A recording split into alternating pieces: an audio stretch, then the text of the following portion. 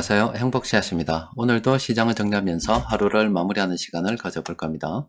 오늘 우리 시장은 코스피도 코스닥도 하락 마감했습니다. 코스피는 0.18%, 그리고 코스닥은 0.14% 하락 마감했습니다. 장 초반에는 흐름이 조금 괜찮았는데 이후에 낙폭을 키우면서 이렇게 약보합 상태로 마감이 되어버렸습니다. 특히 오늘 같은 경우는 세력들이 이렇게 좀 팔긴 했습니다만은 그래도 중소형주 쪽으로 돈이 좀 들어와서 관련 업종들 그리고 종목들 좀 살펴볼 게 있습니다. 그런데 오늘 한국은행과 그리고 통계청에서 우리가 투자에 도움이 될 만한 그런 자료들을 좀 정리해 놓은 게 있습니다. 그 먼저 좀 살펴보고 난 다음에 시장 주요 종목들 정리하는 시간을 가져볼 겁니다. 먼저 한국은행 금융통화위원회에서는 오늘 기준금리 결정을 했습니다. 이번에 0.25% 올라가지고 1.75%가 되어버렸습니다. 그러니까 한국은행 같은 경우는 물가 안정, 우리나라 물가를 한 2% 수준에서 조절을 하겠다고 하는 그런 목표를 가지고 있거든요. 그런데 한국은행의 이번에 기준금리 결정과 더불어서 경제 전망을 쭉 보도자료를 내놓았는데 살펴보니까 내년에는 한 4.5% 이런 식으로 물가를 바라보고 있더라고요. 올해보다 훨씬 더 높을 것으로 그렇게 바라보고 있는데, 그러면은 물가가 한 4.5% 이렇게 된다 그러면 기준금리를 갖다가 물가가 한 2% 근접해서 떨어질 때까지는 일단은 금리는 좀 올려봐야 되겠죠.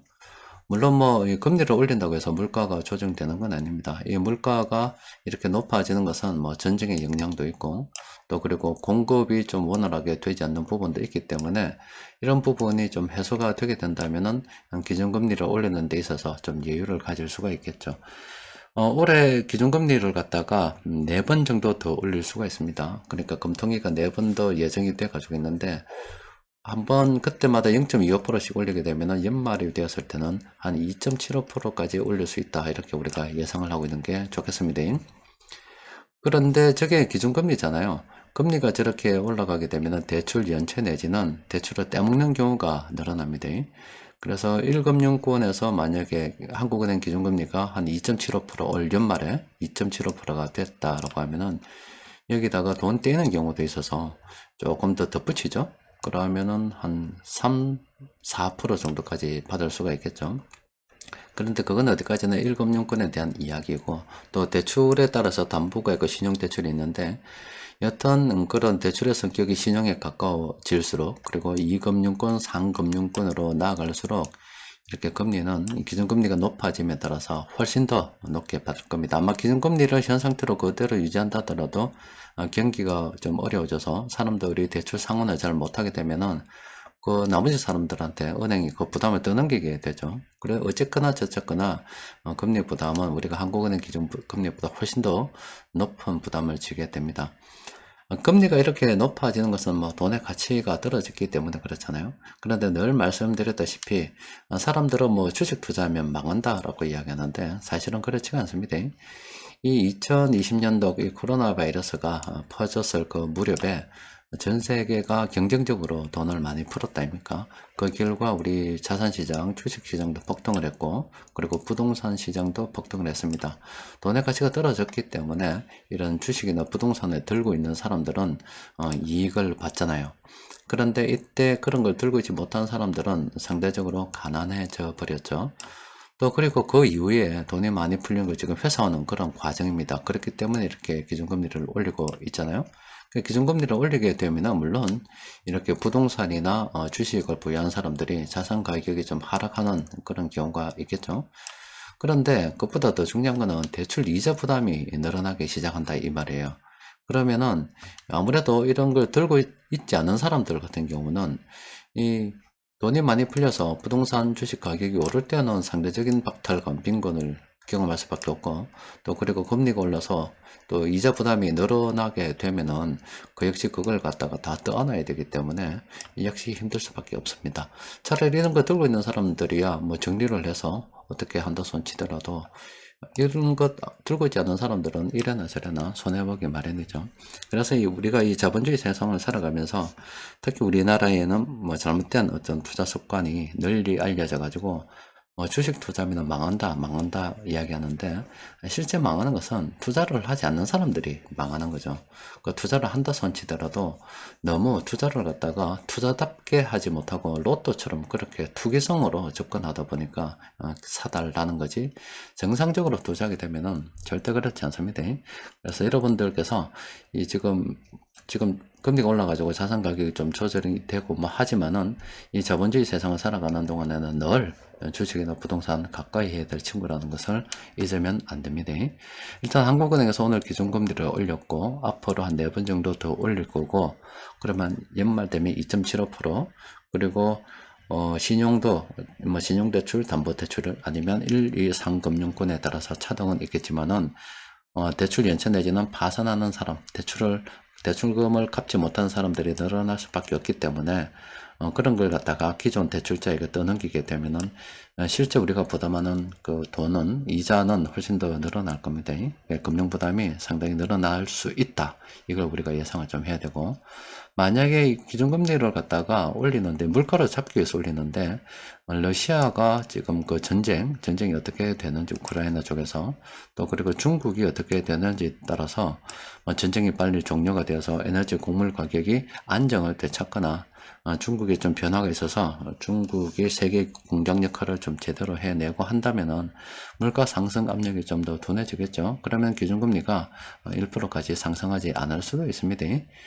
자, 일단 금리, 한국은행에서 이런 이야기를 좀 했었고, 경제 전망에 대해서는 이렇게 발표를 했는데, 여러분들께서도 한국은행 들어가서 이 경제 전망 한번 살펴보시기 바랍니다. 요약된 부분만 좀 읽어드리면은, 일단 GDP, 경제 성장률이 올해는 한 2.7% 평균, 그리고 내년은 올해보다 좀 낮은 한 2.4% 정도 수준을 일단 예상하고 있다고 합니다. 그래서 지금 우리나라 경제 있잖아요. 중국이 지금 좋지 않잖아요. 특히 상해가 봉쇄가 돼가지고, 예전에 우리가 LA나 미국 쪽에 보면 우리나라 배가 수출을 하긴 하는데, 미국의 유통망이 좀 문제가 있어서, 코로나 때문에 운송업을 하시는 분들이 다 자국으로 떠나서 배가 미국 앞바다에 이렇게 떠 있는 모습 봤잖아요. 그런 것처럼 상해 봉쇄로 인해서, 이게 상해면은 이 서해 바다 쪽으로 이렇게 배가 많이 떠 있었습니다. 물건을 싣고 가지를 못해요. 내리지도 못하고. 그렇게 되다 보니까 이게 공급망에 문제가 생기게 되는 거죠.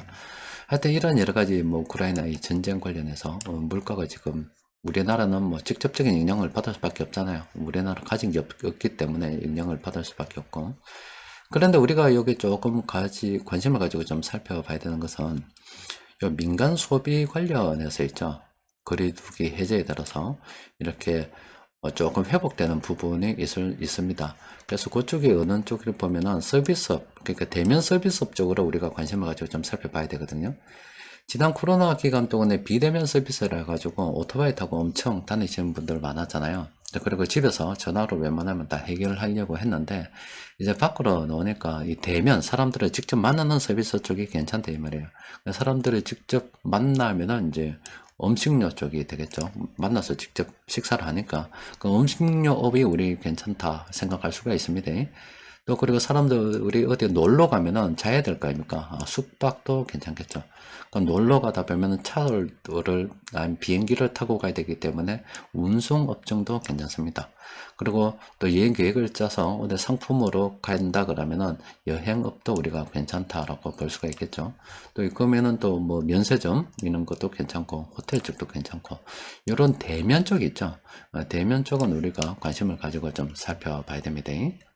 일단 한국은행에서는 이렇게 이야기했고, 또 물가 관련해 가지고 지금 금년하고 올해는 한 4.5%까지, 즉 이러니까 기준금리를 좀 빨리 올릴 수가 있죠. 내년에는 조금 여유가 있을 수가 있습니다. 일단 내년에는 한 2.9% 정도 소비자 물가가 오를 것으로 일단 한국은행에서는 예상을 하고 있습니다. 그리고 이 통계청에서도 이렇게 일자리 관련해서 통계를 좀 냈는데, 지금 이거는 이제 고용 관련해서 이야기거든요. 우리가 앞서 말씀드린 것처럼 대면 쪽으로 이야기를 한다면은 이걸 좀 봐야 됩니다. 숙박, 음식, 그리고 운수, 창고 이런 거 있잖아요. 또 이 정보통신 이쪽으로, 이게 이제 대면 쪽이라 할 수 있습니다. 이쪽으로 지금 만약에 취업자가 일자리가 늘어나고 있다 그러면은 이쪽이 괜찮구나 이렇게 생각하시면 되겠습니다. 아직은 뭐 지난 1분기를 봤을 때는 크게 늘지 않았습니다. 특히 이거 보건복지 이런 쪽으로 지금 많이 늘었거든요. 또 그리고 50대하고 60대 일자리가 지금 많이 있습니다. 그러니까 아직은 지금 세금 가지고 일자리를 만들어내고 있는 그런 어려운 상황이다라고 볼 수 있습니다. 그리고 이 통계청에서 장래 인구 추계라고 해가지고 또 이렇게 쭉 정리해 놨습니다. 저도 이렇게 쭉 봤는데 역시나 이런 도표가 이래 들어간 것들은 좀 어렵습니다. 이런 것들을 쭉 보면은 그때그때 현재 상황만 이래 나타내는 거잖아요. 그래서 이런 도표를 볼 때는 추이를 보는 게 좋아요. 그러니까 이런 걸 봐도 뭔지 모릅니다. 그런데 추이를 보면은 좀 쉽게 우리가 이해를 할 수가 있습니다. 통계청에서 이렇게 보면은 지금 우리가 2020년을 지나고 요 부분을 우리가 현재 지나고 있는데 일단 뭐 시간의 흐름에 따라서 우리나라 인구 구조 연령이 어떻게 되나 보니까 확실히 젊은 애들 14세 이하 인구가 지금 줄어들고 있고 그리고 우리 경제활동 인구도 줄어들고 파란색 줄어들고 있습니다. 앞으로 노인 인구가 급격하게 지금 늘어나고 있는 그런 상황을 우리가 지금 경험하게 될 것 같습니다. 또 그리고 생산 가능 인구도 지금 점점 줄어들고 있죠. 이미 우리는 정점을 찍어 가지고요 지금 아래쪽으로 지금 나아가고 있는 그런 상황입니다. 나라의 활력이 점점 떨어져 가고 있어요. 그러니까 이제 기업 같은 경우는 이제 자동화를 해야 되겠죠. 고령 인구는 점점 이렇게 늘어나게 됩니다. 고령 인구가 저렇게 늘어나게 되면은 당연히 이 부양비에 대해서 생각하지 않을 수가 없잖아요.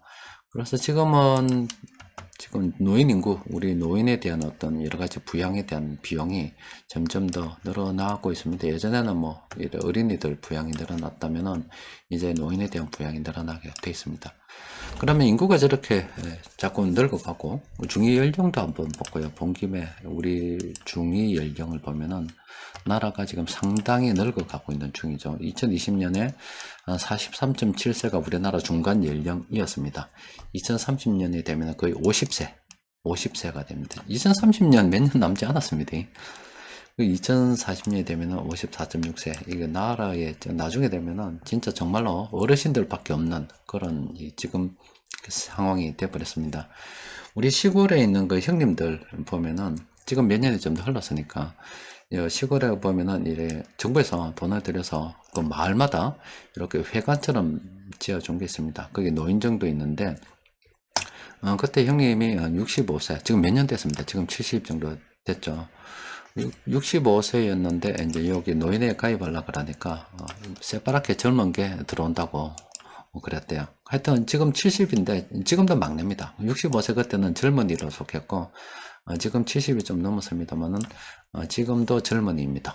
계속 젊은이에요. 그냥 아마 80이 돼도 그 분은 우리 형님은 이제 젊은이일 겁니다. 그러니까 시골은 이미 그 노령화가 많이 진행이 되었고 각 마을마다 중위 연령이 엄청 높습니다. 그러니까 지방 소멸 이런 이야기들도 나오고 있죠. 또 이렇게 부양비가 높아지다 보면 여러분들 국민연금 있잖아요. 이거 믿을 게 못 됩니다. 한 번씩 국민연금에서 그런 거 보내옵니다. 몇 년도부터 연금 얼마 탈 수 있어요라고 날라오죠. 날라오는데 그때 뭐 150만 원을 받든 200만 원을 받든 얼마 받을 겁니다 라고 날라오는데 그거 다 개뻥입니다. 개뻥.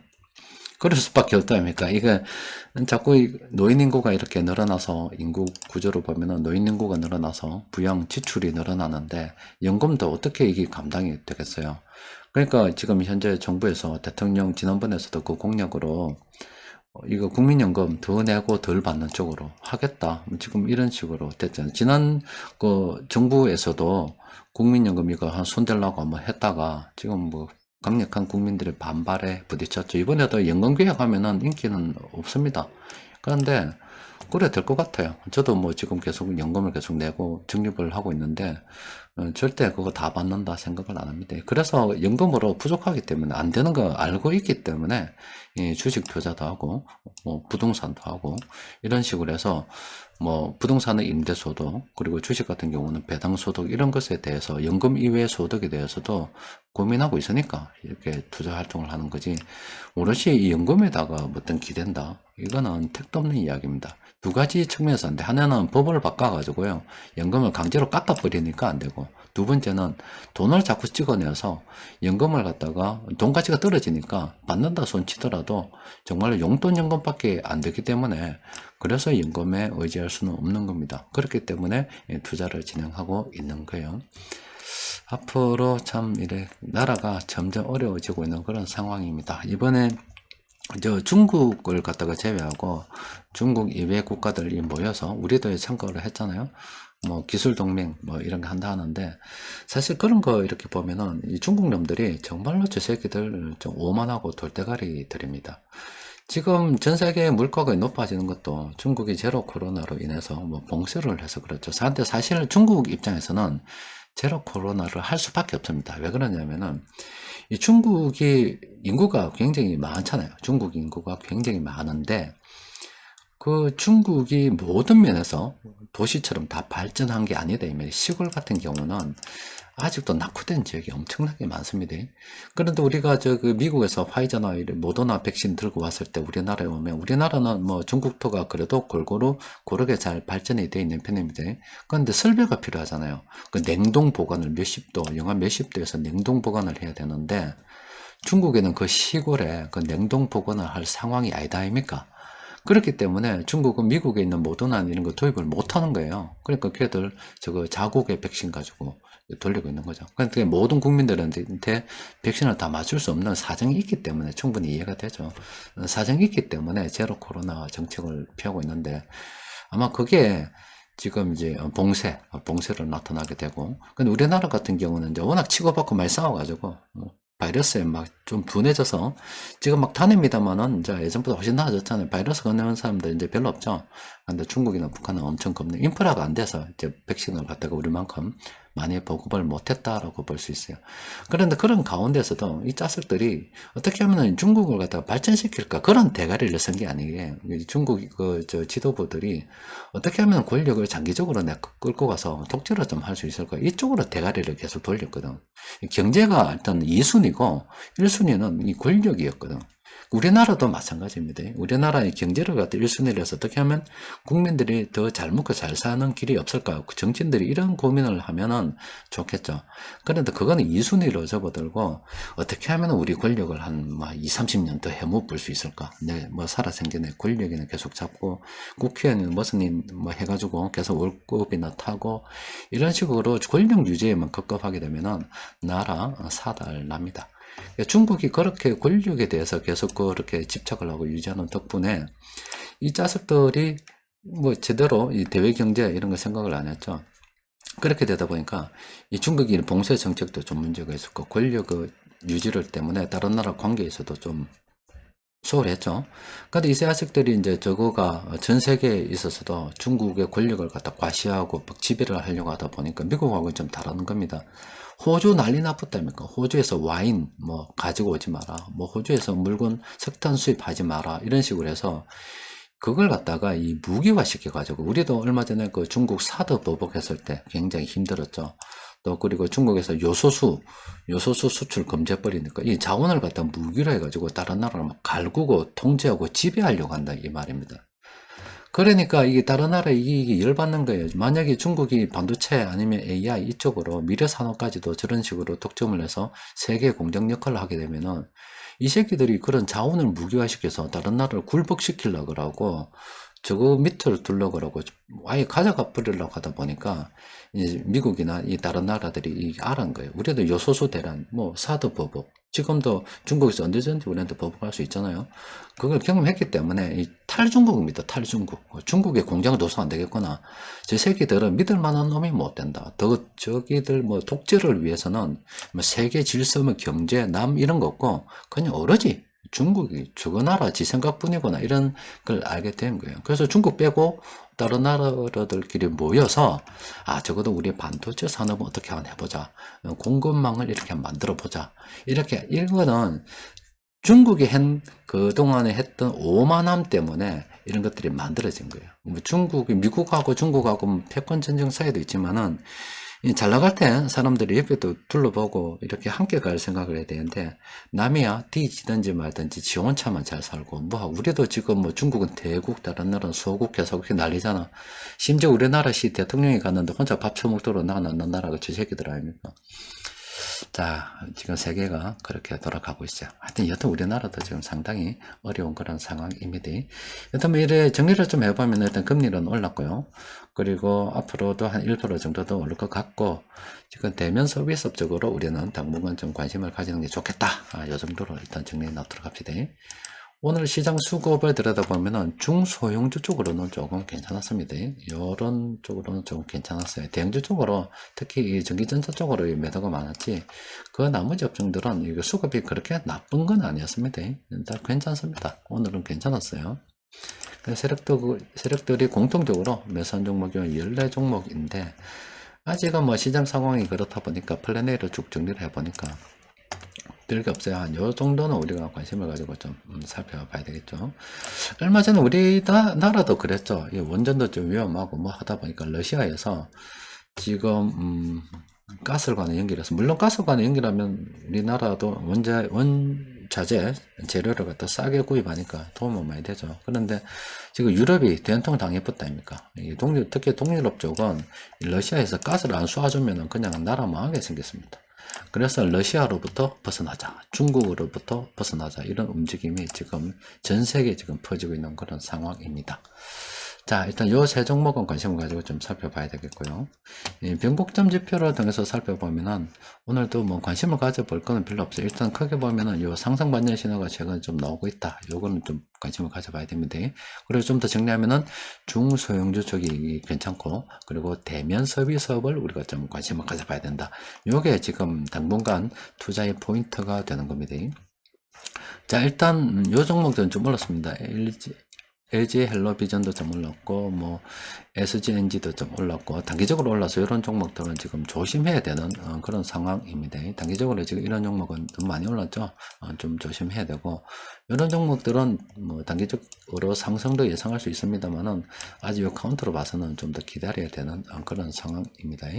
자, 오늘은 살펴볼 것이 많다 보니까 조금 길어졌습니다. 일단 여기서 정리하도록 할게요. 내일 장중 수급 분석 시간에 뵙도록 하겠습니다. 이상입니다.